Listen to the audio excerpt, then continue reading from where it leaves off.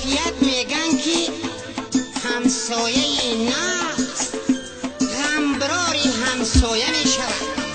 بیامی قرچه معرفت پیرات کنم درباره امو دومد شونده آیندم چهار تا چخ کنیم.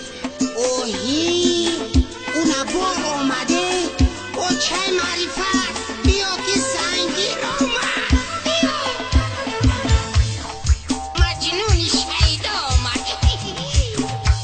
خلاه چی میگوی؟ خود دختر تبین ای چکو کدای؟ خلاه عاشق شدم عاشق مایی دختری تو عاشقی دختری خوش روی و محبکری تو عاشقی دختری خوش روی و محبکری تو خیلی دختره که نبی تطوتی تره.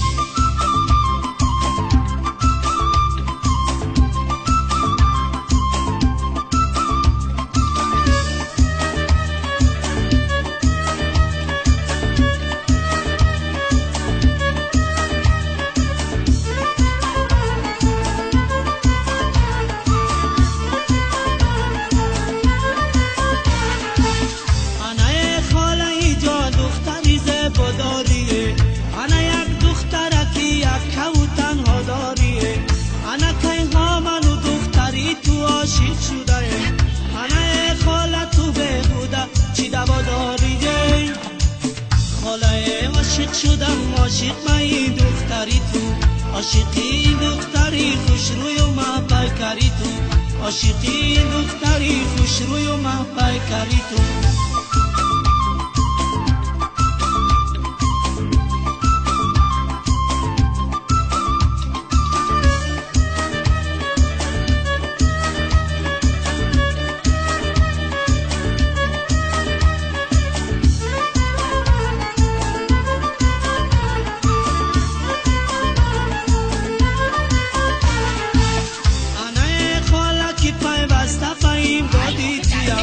انا من در فکری خانه یا بادی تویم انا این دختری گلگون چت بخشی تو با من انا شکرانه بکن خاله که دامادی تویم خاله عاشق شدم عاشق مایی دختری تو عاشقی دختری خوش روی و ما پیکری تو خاله عاشق شدم عاشق مایی دختری تو عاشقی دختری خوش روی و ما پیکری تو